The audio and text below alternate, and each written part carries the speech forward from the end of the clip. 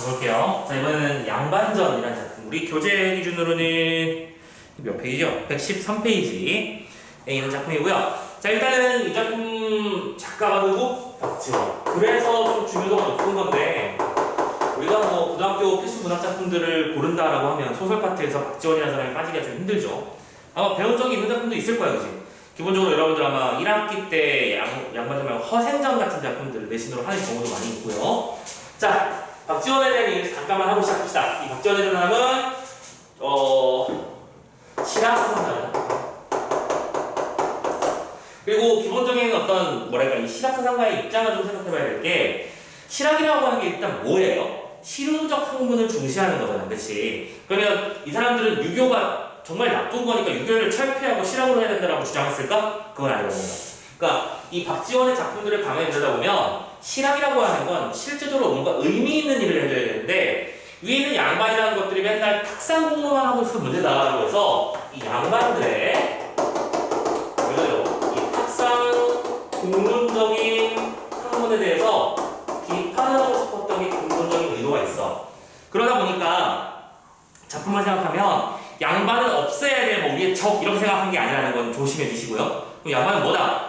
자기 해야 될 일을 똑바르게 판단해서 현대 시대에 맞게 바꿔서 공부를 해야 되고 세상 사람들을 리드해줘야 될 사람인데 딱히 그러지 않고 있다는 거지. 그래서 양반을 비판하는 형태의 작품들, 그치? 평민에게 부리는 어떤 집권층의 횡포를 비판한다거나 양반층의 무능을 비판한다거나, 그렇죠? 그래서 이 양반에 대한 비판의 이야기가 많이 담겨있는 작품들을 남기셨고요. 그래서 우리가 알고 있는 작품들이 허생전, 그리고 호질, 양반전 뭐 이런 작품들이 있죠.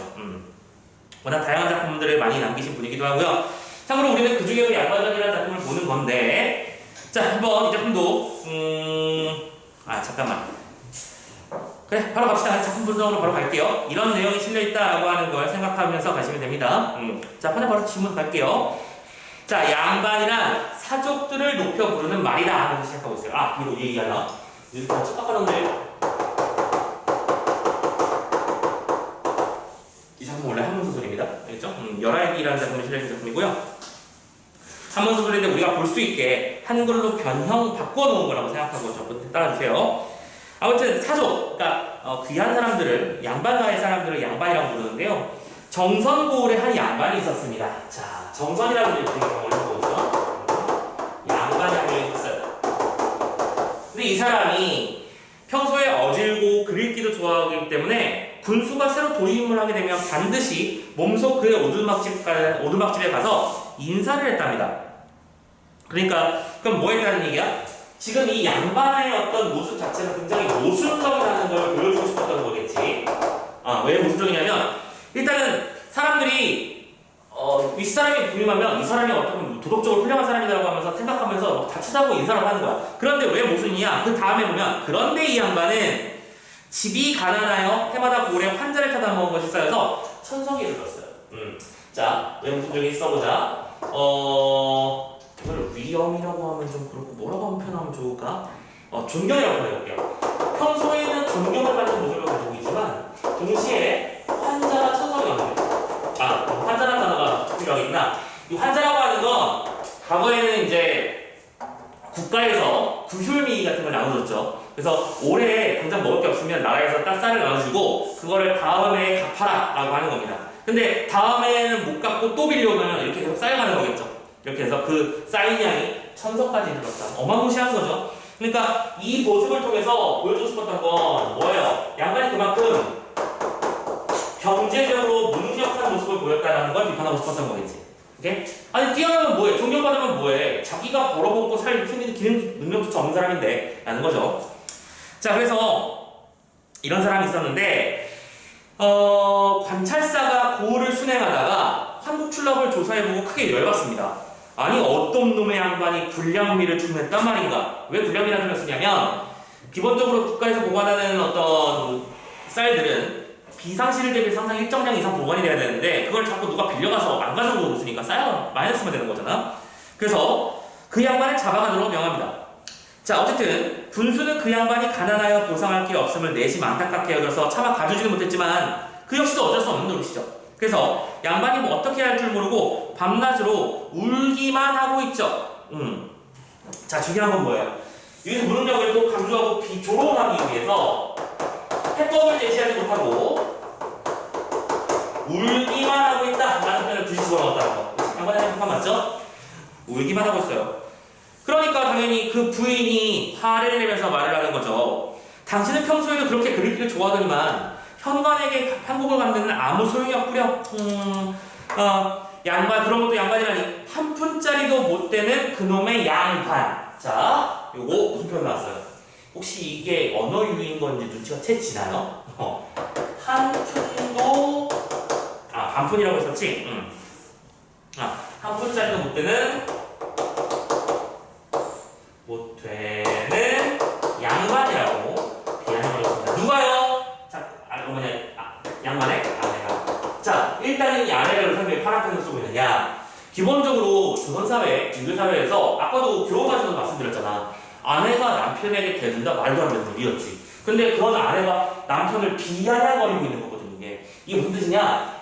양반이라고 하는 건 원래는 이제 직위명이잖아, 그치? 근데 양의 반을 잘랐다고 생각하는 거야. 그러니까 한 푼을 딱 잘라서 그럼 그러니까 여러분들 이런 거지. 1,000원짜리를 반으로 쪼개서 500원, 500원 이렇게 생각하는 거야. 그래서 근데 그 500원 자르면 그건 한 푼도 안 되는 거다라고 말하고 있는 거죠.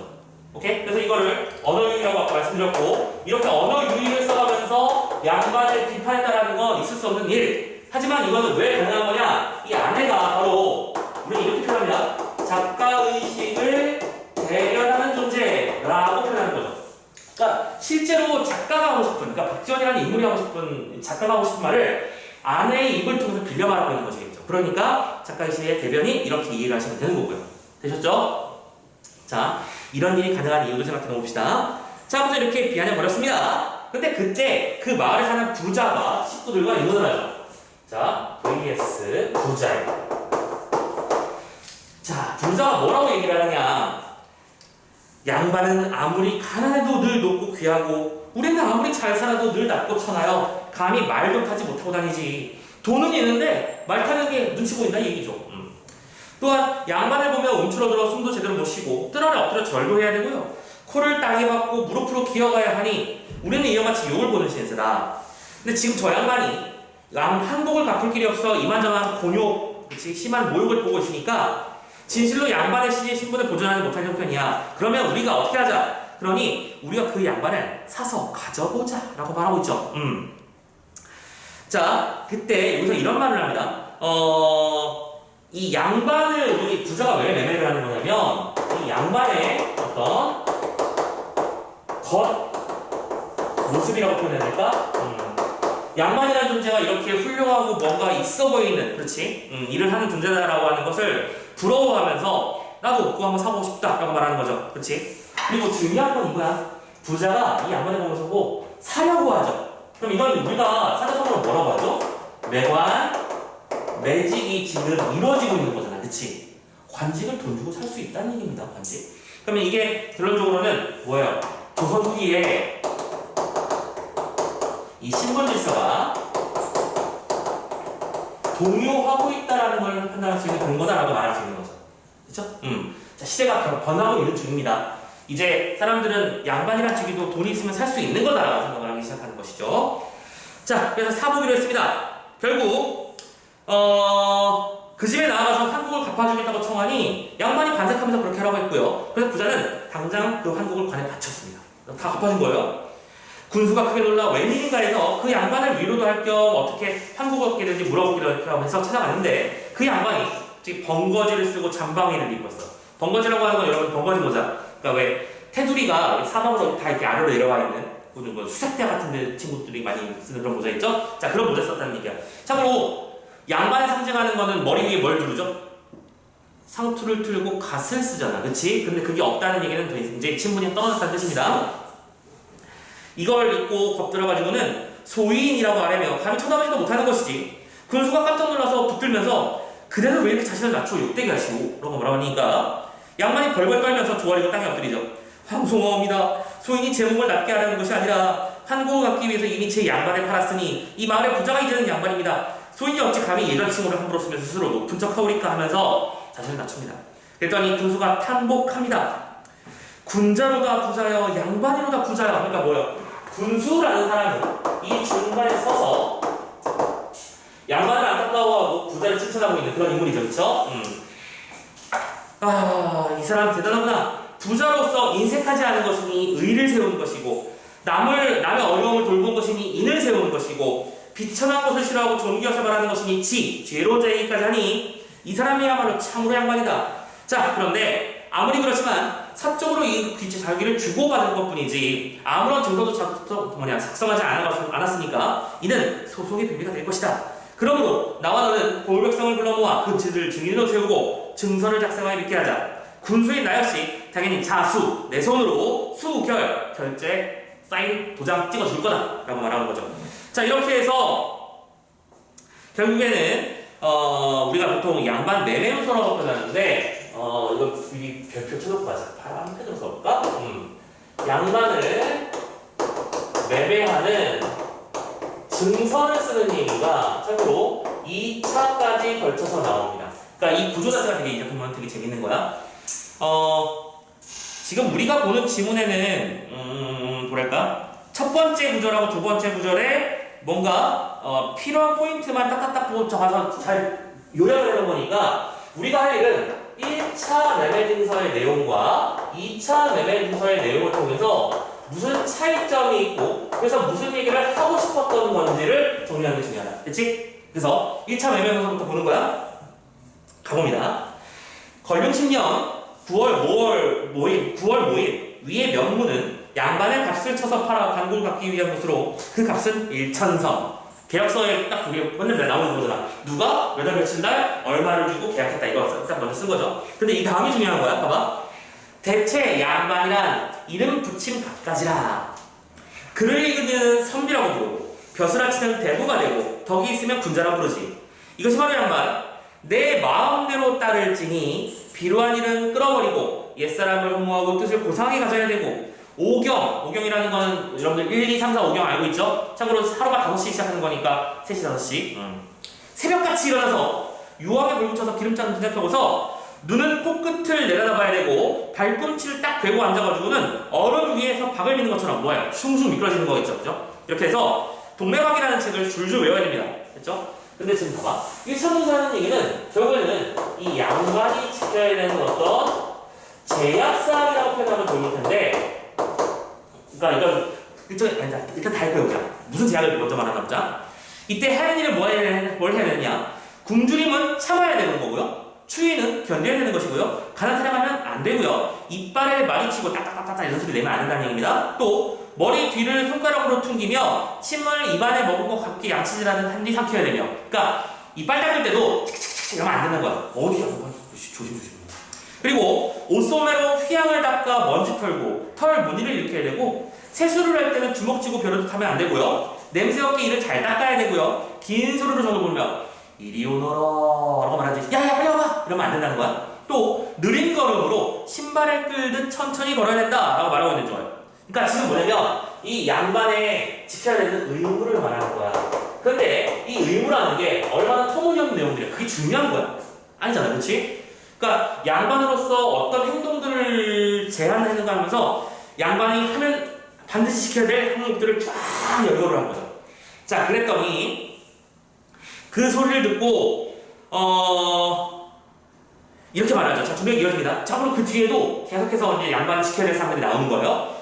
자, 이상의 모든 행실 가운데 양반에게 어긋난 것이 있다면 이 문서를 관청에 가져와서 변정, 바로잡아야 될 것이고 성주 정성군수가 화압, 서명하고 좌소와 별감이 증서 이 글을 썼다 하고 도장을 꽝 찍습니다.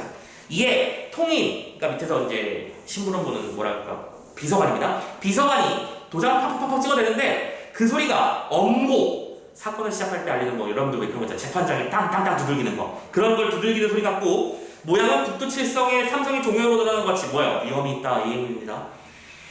호장이 문서를 다 읽고 나자 부자는 어처구니 없어서 한참 있다고 말하죠. 자, 그럼 뭐예요? 나는 양반의 직위를 사서 좀 누려보고 싶어서 샀는데 이 제기를 뭐 지금 하면 안 되는 것만 지금 30가지가 넘는 거죠. 그냥 열받죠? 이렇게 말합니다. 이 양반이라는 것이 겨우 이것뿐입니까? 제가 듣기로 양반은 신성했다고 했는데 아이고 이어갔다면 저는 너무나도 심하게 횡령당한 거죠. 내가 이러려고 양반을 사겠어요? 그래서 원컨대 이익이 될 수 있도록 고쳐주옵소서라고 말했고 그래서 증서를 이렇게 고치죠. 그럼 지금부터 뭐가 되는 거야? 2차 문서가 되는 거야. 근데 이때 이 지금부터 나온 거는 양반을 미리 쓸게요. 횡포와 관련된 부분일 거예요. 자, 가볼게. 자, 이렇게 고칩니다. 하느님이 백성을 냈으니 그 백성은 사, 농, 공, 상. 참고로 이게 종세의 기본적인 순서죠. 선비, 농업인, 공업인, 상업인. 그래서 상업인 팀이 제일 마지막이고 미천한 문제야. 이 네 가지인데 내 백성 가운데는 선비가 제일 귀하지. 양반으로 불리면 이익이 막대하는 거야. 왜? 농사, 장사는 할 필요도 없고 문사, 그치? 그러니까 이것도 언어의 의미죠. 농사, 장사 말고 문사를 해야 된다. 문은 그런 문자죠. 글 좀 지을 줄 알면 크게 되면 문가를 급제하는 거고 작게 되면 진사. 그래서 진사가 뭐냐면 동네에서 공부 꽤나 한다는 사람을 부르는 호칭이야. 그러니까 진사라는 건 진짜로 관직을 받는 게 아니고 그러니까 여러분들 과거 시험이라고 하지. 과거 시험에 응시했지만 탈락한 사람들. 그 사람들한테 고향으로 내려올 거 아니야. 근데 옛날에 조선시대에는 그런 사람들도 채용을 했단 말이지. 왜? 시험 보는 건 서울, 인서울 해가지고 이제 중앙관청을 가는 거고 지방관청도 누가 다스려야 될 거 아니야. 그래서 그런 사람들이 가는 겁니다. 그래서 그 사람들을 진사라고 부르는 거예요. 아무튼 작게 되면 진사야. 문과를 급제해서 홍패라도 들게 되면 홍패라고 하는 건 쉽게 말해서 이제 관직증이겠죠. 공무원증. 여러분들 국회의원이 달고 다니는 배지 이런 느낌입니다. 가지게 되면 이 녀석이 두 장 길이가 조금 못 넘는데 온갖 물건을 구비하게 되니 이게 바로 돈전대야. 야, 이거 하나만 가져가. 그러면 돈이 막 굴러 들어와. 라고 말하는 거죠. 30살에서야 진사가 되어서 첫 벼슬에 발을 디디더라도 이름난 음관되어 음남행이라고 하는 건 높은 음관. 음관이 뭐냐면 부모님이 잘나서 인거야. 쉽게 말해서 공부만 했는데 아직 할 껴가 못했어도 너 지금 집안 훌륭한 집안이잖아. 이 지방에 수령을 하도록 해라. 이렇게 내주는 거죠. 그래서 그런 음남행에 대해서 잘 섬겨지죠. 이 다음부터가 중요해. 일산바람. 일산은 해를 가리는 양산을 말하는 거죠. 일산바람에 귀가 희고요. 왜요? 사람들이 다 받쳐주니까 우선은. 밖에 나갈 일이 없다는 뜻이에요. 오케이? 살결은 하얘지고요. 설렁줄에 배쳐지고요. 방 안에 떨어진 귀걸이는 어이없고 기생인 것이 무슨 말인지 알지? 맨날 집에 가서 그냥 논다는 얘기입니다. 뜰하게 흩어져 있는 곡식은 다 학을 위한 것이라 다 네 거야.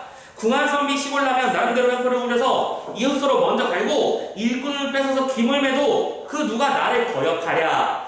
니놈 코에 잿물 갖다 부어버리고 상투 잡아서 도리지를 치고 귀할수록 다 뽑아버려도 원망 못해. 넌 누구야? 양반이야.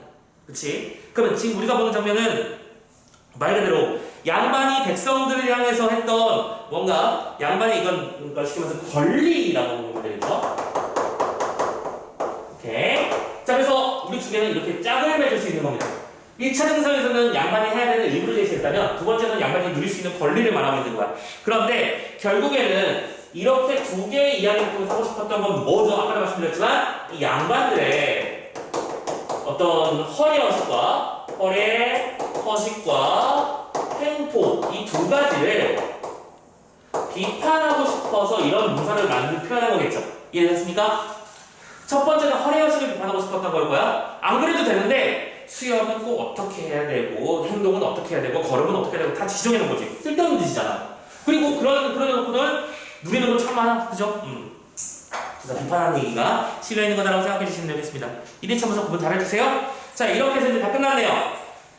부자가 그 문서 내용을 듣고 있다가 혀를 내두르며 그만두시오. 참으로 맹랑한 일이오. 장차 나더러 도적놈이 되란 말입니까? 이걸 보고 뭐라고 했어? 도적놈이라고 표현했죠? 그러면 누가 도적놈인 거야? 양반이다. 그치? 양반을 비판하기 위한 표현 하면서 머리를 흔들고 가버렸고 부자는 평생 다시 양반이라는 말을 입에 올리지 않았다고 한다 라고 하면서 자, 도둑놈이라는 단어로 아주 분명하게 이거 뭘 표현할까? 직접적인 비판하고 있는 것도 특징으로 잡아주시면 될 것 같고요. 되셨죠? 오케이. 양반전이라는 작품이 이렇게 해서 마무리됐습니다. 기본적으로 작품 안에 우리가 제일 중요하게 생각해야 되는 건 기본적으로 첫 번째 챕터, 그러니까 우리가 내외문서가 등장하기 이전 파트에서 중요한 건 양반의 무능함에 대한 비판이 되는 것이고요. 저 하나편으로 강조 좀 해볼까? 여기서는 무능함에 대한 비판이 키워드고 1차, 2차 외매증서를 통해서는 양반의 허례허식과 횡포를 또 비판하면서 총체적으로 양반을 따기 위한 글이다 라고 생각하면 되는 거죠. 하지만 착각하셔야 말하셔야 되는 건 양반 따위는 다 없어져야 된다 그건 아닙니다. 허생전이라는 작품을 나중에 보시면 아시겠지만 양반이 이 따위를 하고 있으니까 문제다. 양반은 이렇게 된다면서 양반의 옳은 길을 보여주려고 노력해요. 그런 게 이 박지원의 어떤 사상적 특징이다라고 하는 거 알고 계시면 좋겠습니다. 됐죠? 좋아요. 잠깐만요. 그리고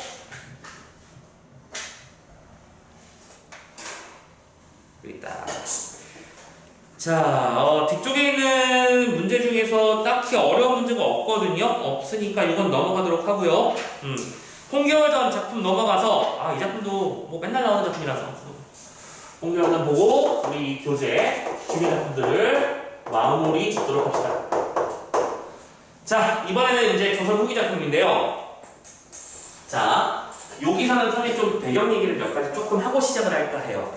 우리가 보통 보전 소설하면 여러분들이 가장 많이 익숙하게 알고 있는 작품들은 박지원 작품은 신학사상이 좀 약간 옆으로 좀 높고요. 기본적으로 흐름이 여러분들 구운몽, 그 다음에 뭐 금오치나 이런 거 막 배웠잖아요, 그치? 그리고 유충렬전, 뭐 홍길동전 이러면서 영웅소설 많이 보잖아요. 근데 요즘 수능특강이나 수능 과정에서 또 자주 다뤄지는 작품 중에 중요한 축이 뭐냐면 여성의 주체성을 드러내는 소설들이 생각보다 많이 나오는 편이에요. 오케이? 그런데 홍길동전이 왜 중요한 거냐면 여성들이 그러면 자 여기부터 해보자. 자, 조선 후기에는 소설이 정말 잘 팔렸어. 오케이? 지금 우리가 보통 뭐 드라마 시청률 30% 넘으면 막 공약하고 막 난리도 아니잖아. 막 시청률 끝나도 잘 나왔다고. 근데 그 당시에는 드라마 이런 게 없잖아요. 그리고 참고로 우리나라가 조선 후기에는 뭐에 많이 시달렸지? 외세 침입에 많이 시달렸죠? 임진왜란 터지고 병자호란 터지고 막 정유재란 난리 나잖아. 그래서 많은 사람들이 고통에 시달리고 그러면 그 고통들을 해소하기 위해서 뭔가 자신의 어떤 스트레스를 분출할 구멍이 필요했는데 그게 대부분 소설이었어요. 소설이 전쟁 시기에 더 많이 팔렸습니다. 알겠죠? 그래서 엄청난 인기를 끌었는데 이건 어떤 느낌이냐면 우리가 이렇게 보는 작품들은 시청률 80%막 이런 느낌으로 이해해도 괜찮은 거야. 알겠지? 자, 모든 사람들이 사랑했던 작품인데 자, 이때 처음에는 영웅문학 소설에서는 보통 남자 여우분들이 나왔어요. 당연하게도. 근데 그 작품을 실제로 읽는 사람들은 누구냐? 전쟁이 나서 전쟁터에 끌려가고 죽는 사람들은 대부분 남자였잖아. 그치? 그리고 심지어 고위직 남성들은 도망가기 바빴죠. 자기 재산 챙겨가지고. 그러면 실제로 후선에서 아이들을 책임지며 힘겨운 삶을 살았던 사람들은 여인들이었단 말이야. 오케이? 그러니까 자연스럽게 이 소설의 주된 독자층이 여성으로 많이 확보가 됩니다. 지금 우리 드라마 많이 보는 사람이 주부인 것처럼. 이해됐죠? 그래서 처음에는 이 여성들이 뭐랄까 좀 조력자 같은 작품으로 여기 라인서 볼게 잘 봐봐. 처음에는 A 단계에서는 이 여성들이 조력자 정도의 모습을 보이는 작품들이 막 등장하기 생각하면서 그래 여성들도 할 수 있다. 그렇지? 그 요즘에 뭐 이런 얘기 많이 하잖아. 그 뭐 여성평등주의 말하자면 페미니즘이라고 하는 건 좀 이상하게 좀 변질되고 있어서 문제지만 중요한 건 양성평등이죠, 그죠? 아무튼 모두가 함께 잘 살 수 있는 사회를 얘기하면서 언제까지 남자들의 분리가 있어야 될 것이냐. 그래서 남자들한테 정치를 맡기고 세상을 맡겼더니 어떻게 됐어? 내가 좋겠잖아. 그지? 그래서 여기서 슬슬 등장하는 모습의 작품들이 등장하기 시작해. 참고로 여기에 대표적인 작품이 여러분들 박시전 같은 작품이야. 오케이? 그럼 박시전은 왜 조력자 수준이냐? 제목이 박시전이잖아. 오케이? 주인공 이름이 안 나오잖아. 참고로 박시전에서 박씨가 이름이 뭔지 안 나옵니다. 그쵸? 그리고 남성 영웅, 그러니까 그 당시에 실제로 전승에서 많이 실적을 올렸던 사람의 아내로 표현되고요. 자신의 구역 안에 들어온 애만 딱 커트합니다. 나가! 라고 하면서 도술 부리잖아. 오케이? 그러니까 여기만 지키는 사람인 거야. 그리고 바깥의 일은 어떻게 할 수 없는 사람입니다. 됐죠? 이런 사람인데 이게 점차 과도기적인 영웅들이 등장하기 시작하는 거야. 그러니까 여성이지만 남작을 해. 그래서 남작을 해가지고 막 영웅적 활약을 펼쳐. 하지만 끝내는 결혼해서 또 한 사람의 아내로 돌아가는 그런 이야기. 참고로 이번 수능 완성의 옥주호연이라는 작품이 실리거든요. 그 작품들이 이런 계열이 됩니다. 그리고 그래서 마지막에 C에 오면 이제 완전히 주체적 여성들이 주인공으로 많이 등장해서 자기가 자신의 삶을 개척하고 심지어 남성들을 깔아 뭉개버리는, 그러니까 여성들의 입장에서는 뭔가 사이다 같은 그런 장면들의 작품이 막 나오기 시작하는 거야. 이해되셨죠? 그래서 우리가 보는 이 홍겨울전이라는 작품은 여기에 속하는 작품이다라는 걸 이해했으면 좋겠어요. 최종 결정판이죠. 그래서 홍겨울전은 우리 문학사에서 굉장히 많이 다뤄지는 작품이고 빼기가 좀 힘든 작품이다 라고 알고 계셨으면 좋겠습니다. 오케이? 지문은 이 작품이 원래 한 권의 책이잖아 얘들아. 그래서 전체 스토리 정도는 알았으면 좋겠거든. 스토리가 어떻게 흘러가는지 사람이 썰로 좀 풀어드릴 테니까 그 얘기 듣고 지문에서는 어떤 부분이 나왔는지 체크하고 이렇게 마무리 지을게요. 오케이? 자, 가볼게요. 자, 잘 보세요. 자, 아빠 이름 엄마 이름 선생님도 까먹었어요. 자, 홍부가 있었는데 잠깐만요. 그래도 이왕이면 정확하게 이름을 잡아드려야 되겠지. 이름이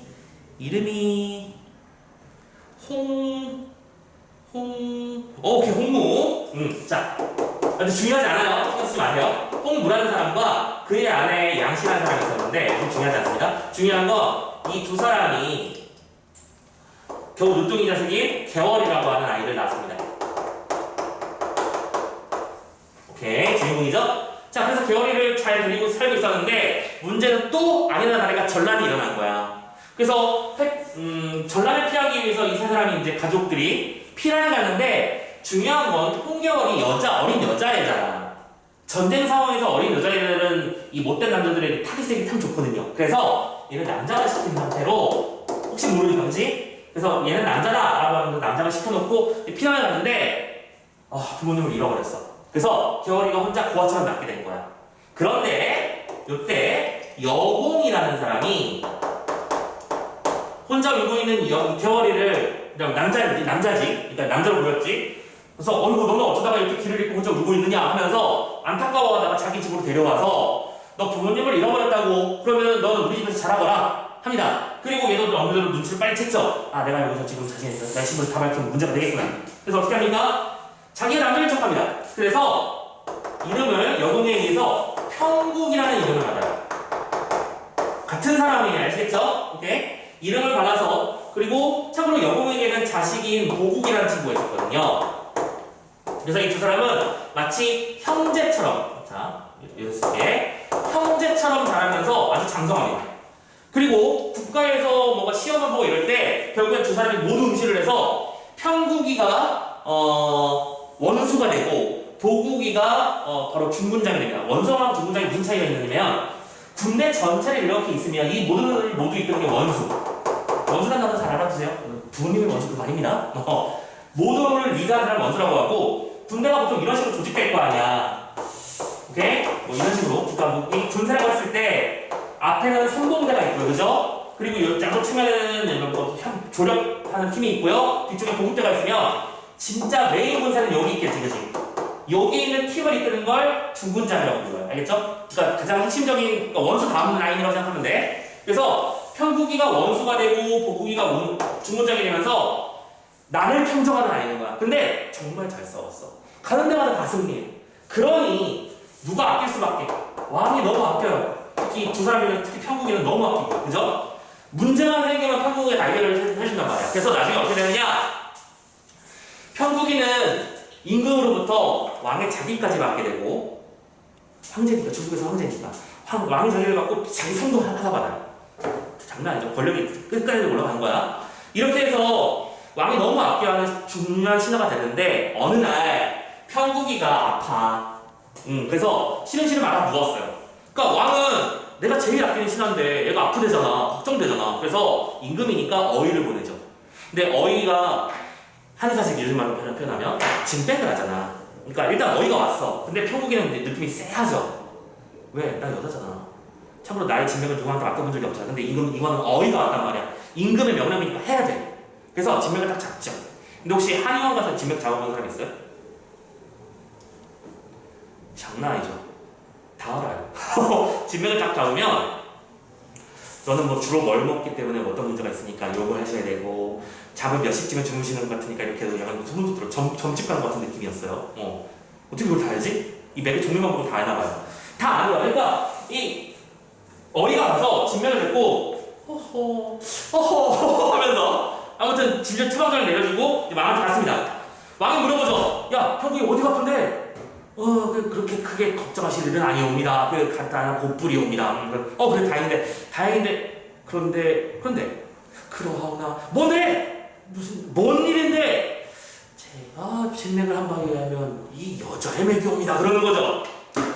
황제는 그럴 리가 하면서 이제 그럴 리가 없다고 말하는 거예요. 왜냐면 얘가 평소에 목소리 좀 여성이잖아, 기본적으로. 그치? 그러니까 목소리도 좀 여리여리하고 뭔가 스타일이 좀 날렵한 편이라서 그런 말은 많이 듣는데 그 말도 안 돼. 그러니까 뻥이야. 야, 혹시 딴 데 가서 말하지 말고 오케이? 그냥 들어가 있어 한 다음에 자기도 의심을 합니다. 뭐가 이상하잖아 그치? 그치? 그래서 어이가 저런 말을 했다는 건 뭔가 의심이 되는데 평국이는 자기가 걸린 걸 알았잖아 그치? 그래서 임금에게 상소문을 올리죠. 임금님! sorry 나 여자요 나 여자입니다. 임금께 지은 죄를 하나와 같은 성은에 보답하지 못하고 이렇게 죄를 지어서 죄송하다 하면서 자신의 모든 갑주와 이런 것들을 다 벗어서 반납을 해요. 오케이? 자기 왕에게 받은 검이나 이런 거. 그래서 반납을 했는데 중요한 장면은 여기부터야.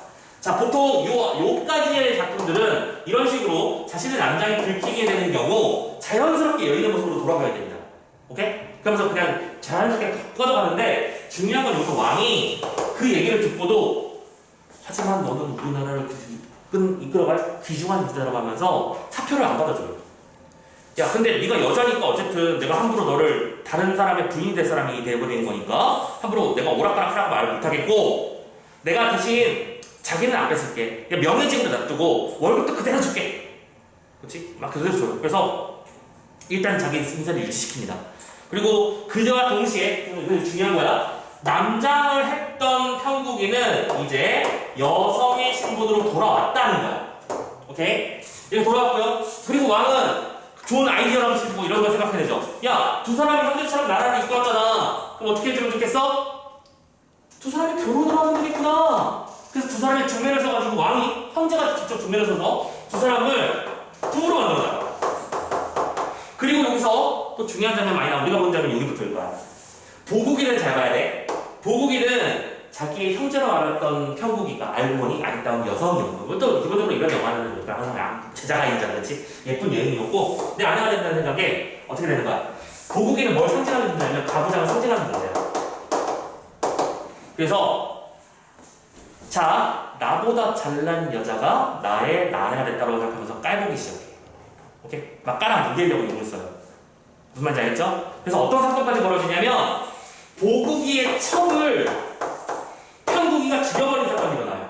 이 첩은 왜 그러냐면 내 남편, 그러니까 내가 사랑하는 내 그이가 참으로 나라에서 임금 다음으로 높은 직위에 있는 거잖아. 얘는 명의직이니까 상관없고 그렇게 하면서 이 앞에서 건방을 떤 거야. 오케이? 야 같은 처지끼리 뭐 이러고 있는 거죠. 평국에 열 받아 안 받아? 받지? 가서 목을 잘라버려요. 그런데 잘랐을 때 보국이가 어떻게 하느냐? 평국이한테 바로 갈 수 있어? 못 가. 어떻게 가? 아빠한테 가. 아빠! 우리 마누라가 내 첩을 죽여버렸어요 했더니 중요한 거 이때 여공도 아이 바보야 이유가 있으니까 죽였겠지 네가 현실을 똑바로 해야 될 거 아니면서 평국이 편이 되죠.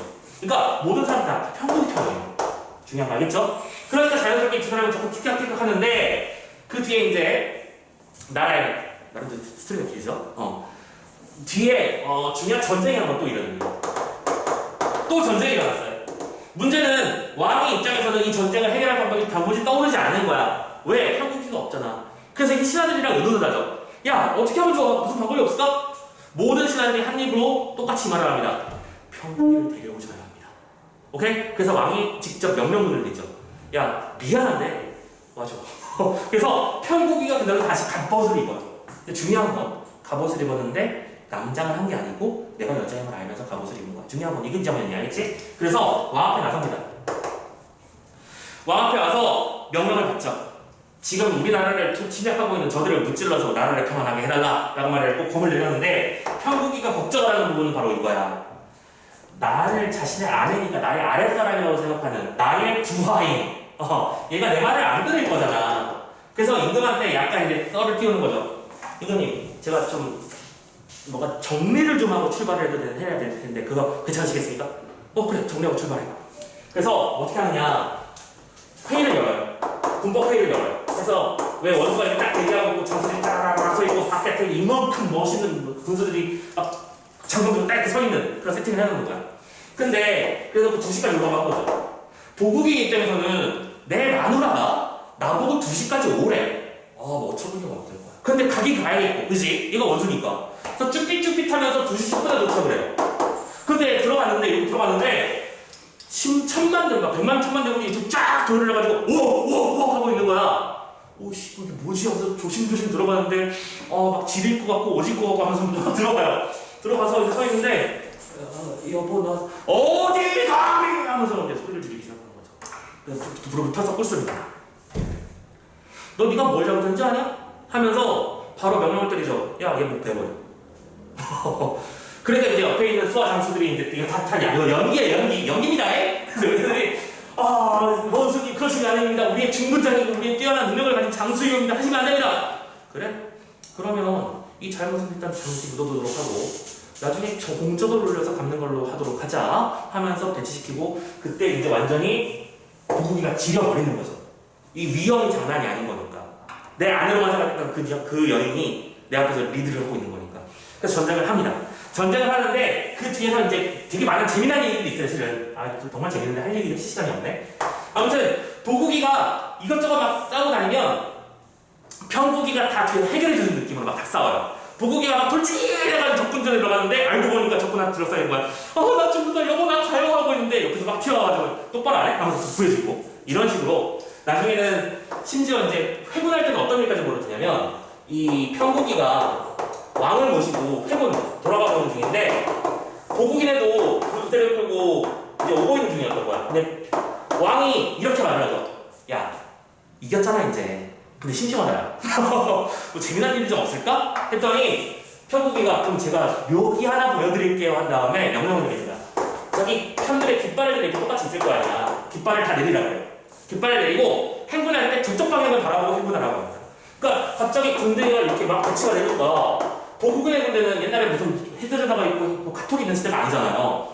옆에 알 수 없는 부대가 진을 치고 나를 칠 준비를 하잖아. 그러니까 긴장을 딱 펴가지고 이러고 있어. 뭐지 쟤들? 뭐지? 그리고 평국이 먼저 뛰어나가면서 도수를 부리기 시작해. 비요 바람이요 불어라 해가지고 도수를 그냥 팍 쓸어버리니까 얘들이 정신이 하나 없잖아. 그리고 뛰어 들어가가지고 보국이 뒷덜미를 딱 잡아가지고 하면서 들고 날아가기 시작해. 막 옆으로 달고. 그때 보국이가 뭐라고 하냐면 그때 또 그래요. 평국이는 어디 가서 나의 위기를 풀어주지 못하는가 하면서 막 울고 있는데 뜨그닥 하면서 비바람 pu고 나왔어요? 막 울고 있으니까 야, 평국이 옆에 보고 왜 저거 평국이 자냐 하면서 물어보는 거야. 딱 옆에 보니까 내 마누라잖아. 그러면서 또 오지구요 하면서 울고 있는데 그걸 딱 데리고 와서 임금 앞에 딱 내려놔요. 그리고 임금이 앞에 껄껄껄 웃으면서 야, 보구가 너무 열받아하지 마. 내가 시킨 거야 하면서 다 허벌을 쳐줍니다. 이렇게 그러니까 들으면 이 답답한 녀석을 뭔가 시원하게 써주는 그런 녀석들이 계속 나오면서 마지막에는 뭐 당연히 우리만화 소설답게 행복하게 결국에는 자신의 아내의 뛰어난 능력을 인정하고 함께 행복하게 살았습니다. 끝 하는 그런 작품입니다. 자, 선생님 스토리를 이렇게까지 길게 디테일하게 말씀드리는 이유를 생각해 주셨으면 좋겠어요. 나중에 이 작품은 기억해내야 돼. 여러 번 보게 될 거야. 알겠지? 우리가 보는 장면이 전쟁 장면일 수도 있고 두 사람의 갈등 장면일 수도 있고 초반에 어떤 여장이 풀리는 장면일 수도 있는데 어떤 장면이 나오든 간에 이 작품 자체가 가지고 있는 어떤 문학사적 의의가 굉장히 높기 때문에 키워드 홍계월전 그래? 여성 영웅소설 주체적 여성상이 되게 중요한 작품이로구나 하는 거 꼭 기억해 주라. 알겠죠? 자, 아무튼 간에요. 여기까지 설명을 했고요. 그러면 이제 우리가 보는 장면이 어딘지 한번 따라가 봅시다. 지금 마지막 구절에 우리 선생님 줄거리 다 알려줬잖아요, 그치? 마지막 구절에 앞부분 줄거리의 마지막 한 줄만 읽을게요. 두 줄. 그러다가 개월이 병이 났고 천자가 어이를 보내서 병세를 알아보도록 했고 이 과정에서 여자임이 탈로 났고 개월의 진액을 아끼던 천자는 이러한 사실을 알고도 용서를 해주면서 혼인을 주선합니다. 오케이? 그 장면이구나. 가봅시다. 천자께서 말씀하셨다. 평국과 함께 공부하던 도국과 혼인시키려 하니 병의 마음은 어떠한가? 참고로 위국공이라는 사람이 나오는데 위국공은 나라를 위한 그러니까 관직자잖아. 왜냐면 홍계월이 뛰어난 능력을 발휘한 다음에 아빠를 찾거든요. 홍계월의 아빠예요. 알겠죠? 위국공이 말합니다. 하교가 마땅한 겁니다. 임금 하교 명령이 마땅합니다. 왜냐? 평국이 죽을 목숨을 여공의 덕으로 살아났고 이 여공이 평국을 친자식같이 길러 영화를 누리게 했고 이별했던 부모, 자기 자신이죠. 나와 만나게 했습니다. 또한 평국은 보국과 함께 공부해서 같은 과거에 급제했고 폐하의 크신 덕 덕분에 장록, 높은 관직도 받아서 머나먼 전쟁터에서 보국과 신성호랑을 함께 했죠. 두 사람이 돌아와서도 한 집에 같이 살고 있으니 이거는 천정, 하늘이 만드신 연분이 맞습니다. 내가 봐도 두 사람 결혼하는 게 맞아요. 이렇게 아래고 물러나와 개월을 불러앉히고 천자께서 하고하시던 말씀을 낱낱이 전하니 개월이 말합니다. 이거 되게 슬픈 장면이잖아요. 시즌 7은. 소녀의 마음은 평생 홀로 늙으며 두마소라에 있다가 죽은 후에 다시 남자가 되어 공자와 맹자의 행실을 배우자는 것이었습니다. 그러나 근본이 탈로나 뭐예요? 근본을 뭘 말하는 거죠? 자신의 여성성을 말하는 거죠? 나 여자잖아. 탈로가 나서 천자의 하교가 일어나십니다. 부모님도 수라에 다른 자식이 없어서 슬픈 마음을 품으시고 조상의 제사를 전하실 것이 없었는데 자식이 되어 부모의 명을 어찌 거역하고 천자의 하교를 어찌 배반하겠나이까. 그러니까 무슨 얘기예요? 내 소원은 나 혼자 이렇게 살다 죽는 건데 부모님이 나에게 결혼하길 원하고 임금님, 형제께서 나에게 결혼을 원하니 나 어쩔 수 없다. 따를게요. 하면서 하교대로 보국을 섬겨서 여공의 은혜를 만분의 1이나 갚을까오니 붙이는 이 말을 표사님께 말씀을 드려주세요. 그러니까 지금 이게 자신이 여자라는 게 밝혀지자마자 왕 앞에 못 나가고 있는 거야. 어찌 여자가 감히 정치에 참여 이런 거죠. 오케이? 그리고 심지어 그래서 결혼도 아빠에게 부탁을 하는 거죠, 임금이. 그리고 이렇게 말하면 뭐예요? 눈물을 흘리고 자신이 남자 못된 것을 한스러워합니다. 즉, 이 두 사람의 혼인이 부부가 맺어지는 점에서는 이 좌절의 모습이 보이는 거예요. 좌절의 이유가 뭐 때문이야? 남자와 여자를 차별하는 의식 때문인 거지. 그치? 나는 이제 여자야. 그리고 여자니까 해야 되는 행신들이 있어. 여자니까 이제부터 뭘 잘해야 돼? 바느질 잘하고 막 이래야 돼. 근데 나는 배운 게 막 도술 부리고 전쟁터에서 뛰어다니는 거거든. 답답하겠지. 자, 봐봐. 그러면서 위공은 다시 돌아가서 개월의 말을 전하니까 천자께는 기뻐하시고 여공이로 부릅니다. 평국과 보국이를 부부로 하고 싶은데 너는 어때? 여공이 어떻습니다. 아이고 이런 훌륭한 며느리라면 저는 땡큐죠. 이렇게 아내가 물러나와 보국이를 불러서 천자의 하교를 전하니까 보국이 엎드려서 살해했고요. 저 사람이 이제 나의 아내가 되는 거구나. 인정 받아들였습니다. 또 모든 사람이 기뻐했죠. 지금 기뻐하지 않은 사람은 딱 한 사람입니다. 누구? 홍겨월. 이때 천자께서 태사관을 불러서, 태사관은 뭐냐면 또 나라의 국가의 어떤 중대한 일들을 처리할 때 날짜가 중요하잖아. 태기리라고 하지. 그런 거 보는 사람이야. 임금이 얼마나 아끼면 어리 보내고 태사관 보내고 난리도 아닌 거야, 그죠? 태기를 했으니 3월 보름날 결혼합시다. 태길 단자 막 다 보냈어요. 그리고 위공이 태길 단자 가지고 개월의 청소에 들어가서 전하니까 개월이 말합니다. 보국은 전날에 중군장으로서 소녀가 부리던 사람이었습니다. 그런데 제가 그 사람이 아내가 될 줄 알았겠습니까? 다시는 굴례를 못할까오니 이제 마지막 굴례를 시키고자 합니다. 그 뜻을 알려주십시오. 뭐예요? 아까 말씀드렸던 혼줄 한번 내주기. 이제 아내가 됐으니까 중요한 건 이제 임금이 자신의 직위를 아직도 거두지 않고 계시거든. 나중에 전쟁이 일어났을 때 이런 일을 커버칠 수 없을 거니까 내가 처리하겠다 이겁니다. 갑니다. 다음 페이지.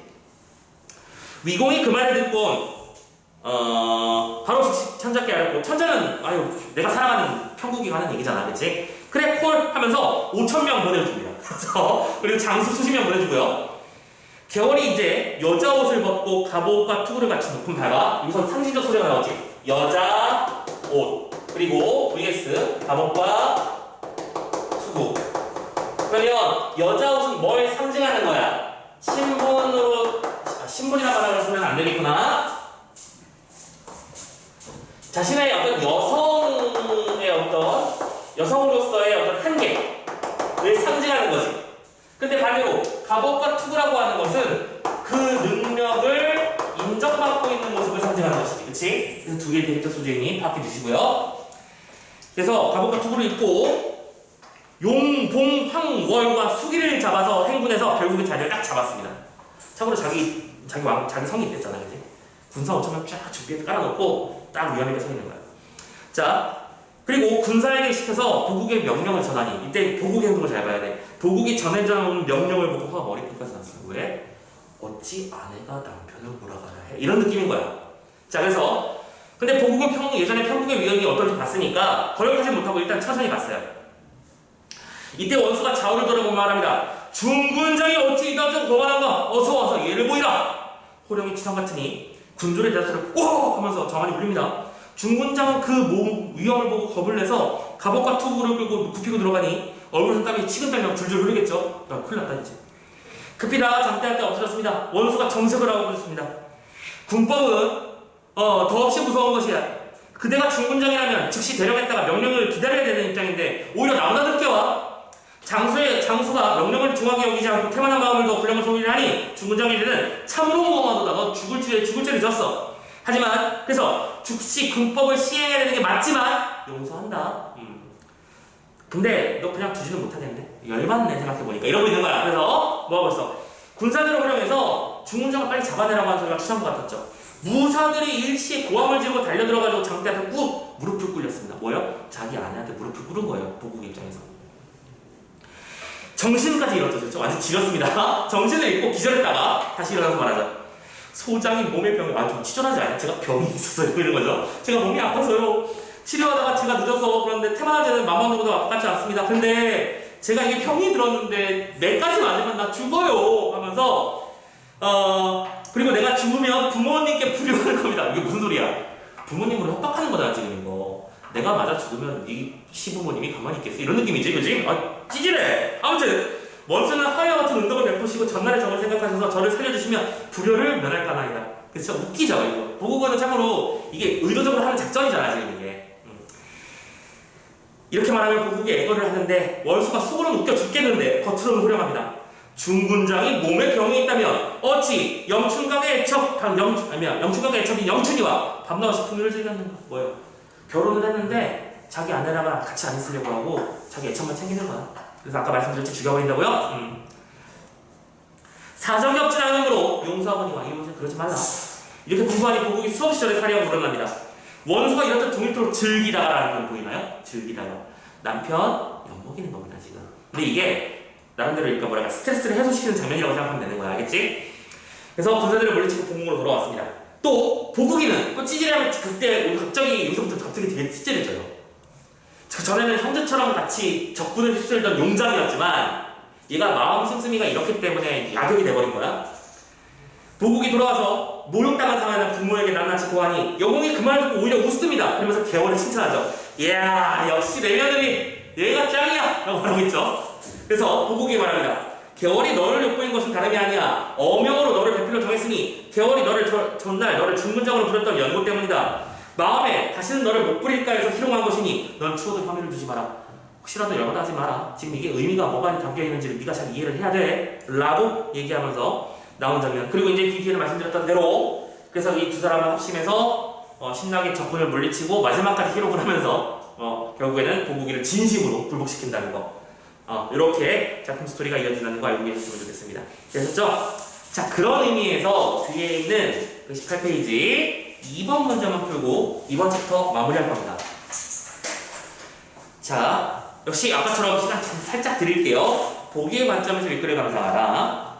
잠깐만 설명까지 해드릴게. 빨리 풀기 위해서. 자, 문학작품은 당대의 현실을 반영한다. 조선 후기는 문학의 혈육계층이 여성을 포함한 일반 민중들로 확대하는 시기. 맞죠? 더 이상 양반들의 저유물이 아니었습니다. 많은 사람들이 소설, 한글 소설을 즐기고 있었어요. 특히 조선의 고전소설은 민중들의 다양한 욕구가 반영되어 작품의 표면적 혹은 이면적 주제를 형성했는데 무슨 뜻인지 알지? 겉으로 드러나는 주제와 속에 숨어있는 주제. 참고로 이 홍겨울전의 겉으로 드러난 주제는 뭐죠? 적군의 기세에 맞서 싸우는 뛰어난 영웅의 활약상이지, 그치? 하지만 이면적 의미는 뭔데? 여성 영웅의 출연기대지. 남성들에 대한 비판이지. 무슨 말인지 알겠냐? 그렇게 해서 홍겨울처럼 양반이나 영웅적 인물을 주인공으로 내세우면서도 그 이면에는 민중들의 다양한 욕구를 문학적으로 형성한 작품들이 많대요. 즉, 이 작품은 숨어있는 의미가 뭐겠느냐. 근데 선생님이 이 작품에서 제일 중요한 건 뭔지 다 말씀드렸잖아요. 그치? 찾아주세요. 몇 번일까요? 적절한 거 찾는 거야, 나.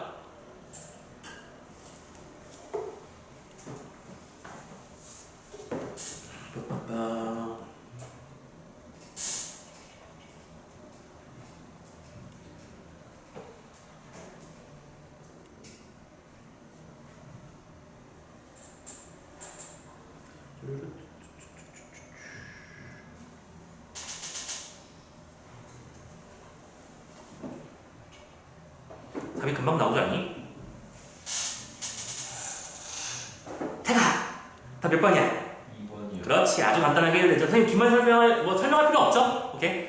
여성의식의 발현이라고 하는 차원을 이런 식으로 서술해서 말하고 있구나. 잡아주시면 되겠습니다.